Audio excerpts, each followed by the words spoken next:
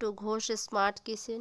Ghosh smart কিচেনে সবাইকে স্বাগত জানাই। আজ আমি তৈরি করে দেখাবো একদম নতুন ইউনিক একটা রেসিপি। আলু আর চালের গুঁড়ো দিয়ে তৈরি আলু কি পকোড়া। দুটো বড় সাইজের আলু কেটে সেদ্ধ করে নিলাম। বন্ধুরা, ভিডিওটা কোথাও স্কিপ করবেন না, পুরোটা দেখার অনুরোধ রইল। আর কিছু আতপ চাল আমি ভিজিয়ে রেখেছিলাম, এই চালটা মিক্সিতে পেস্ট করে নেব। পরিমাণটা আপনারা নিজেদের মতোই দেবেন, যতটা করবেন ততটাই দেবেন। তো দেখুন, আমি মিক্সচার গ্রাইন্ডারে এই চালটাকে পেস্ট করে নেব। যতটা আলু আমি ততটাই চাল দেব, দিয়ে ভালো করে পেস্ট করে নিয়ে আসব।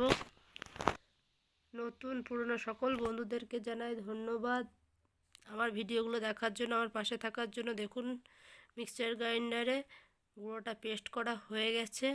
একটা বাটির মধ্যে নামিয়ে নিলাম।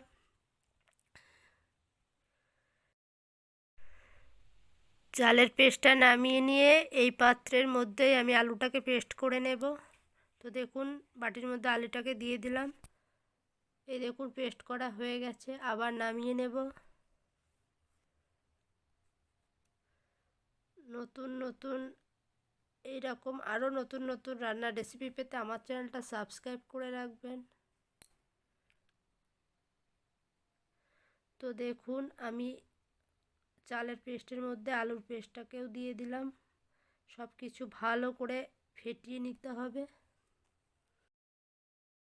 ফেটানোটা যত ভালো হবে পকোড়াগুলোও তত ক্রিস্পি ফ্লপি হবে।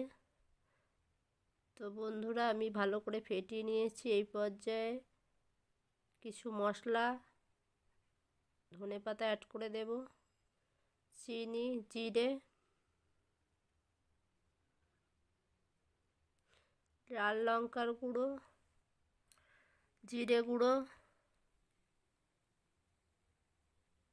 চিনি,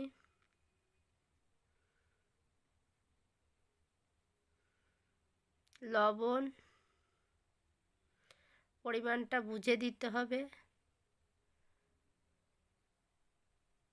ধনেপাতা কুচি দিয়ে ভালো করে আবারও ফেটিয়ে নেব। ফেটানোটা আবারও বলছি যত ভালো হবে পকোড়াগুলোও তত ভালো হবে।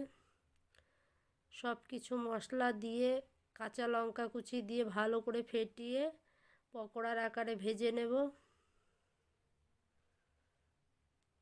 তো দেখুন, দেখতে কতটা সুন্দর লাগছে।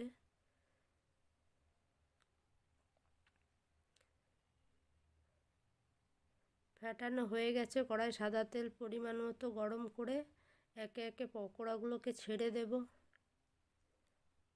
তো বন্ধুরা দেখুন, আমি কড়াই তেল গরম করে নিয়েছি, একে একে সব কিছু দিয়ে দেব।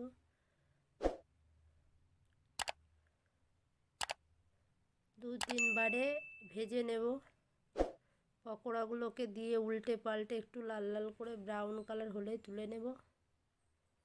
আপনারাও বাড়িতে এভাবে ট্রাই করবেন, কমেন্টে জানাবেন কেমন হলো। একদম ইউনিক নতুন রেসিপি, চালের গুঁড়ো আলুর পকোড়া রেসিপি। তো দেখুন, এই যে কালারটা এসছে এরকম। উল্টে দেব।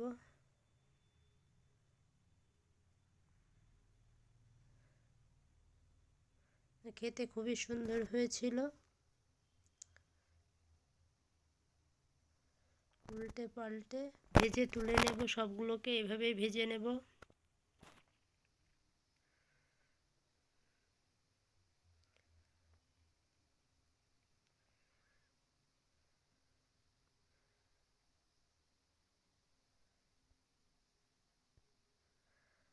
আলু চালের পকোড়া রেসিপি হয়ে গেছে রেডি। সবগুলোকে একবারে তুলে নামিয়ে নিলাম। আবারও কিছু অল্প অল্প করে দিয়ে দেব, দিয়ে ভেজে তুলে নেব।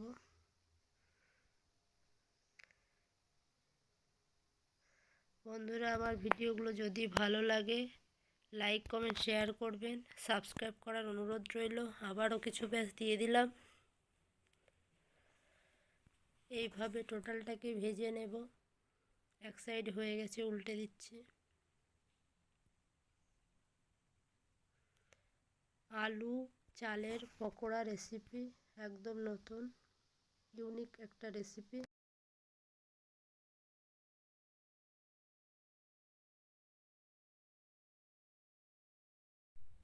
বাইরের থেকে কুড়কুড়ে, ভেতরে সফট, একদম নরম। আপনারা বাড়িতে ট্রাই করলেই বুঝতে পারবেন খেতে কতটা সুন্দর হয়, কতটা ভালো হয়।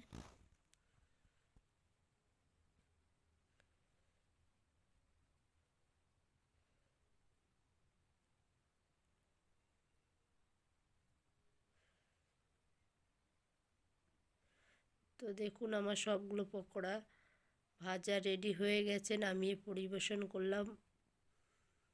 যদি ভালো লাগে লাইক কমেন্ট শেয়ার করবেন। আলু চালের পকোড়া রেসিপি টমেটো সসের সঙ্গে আমি পরিবেশন করলাম। আপনারা চাইলে সসটাকেও বাড়িতে তৈরি করে নিতে পারেন।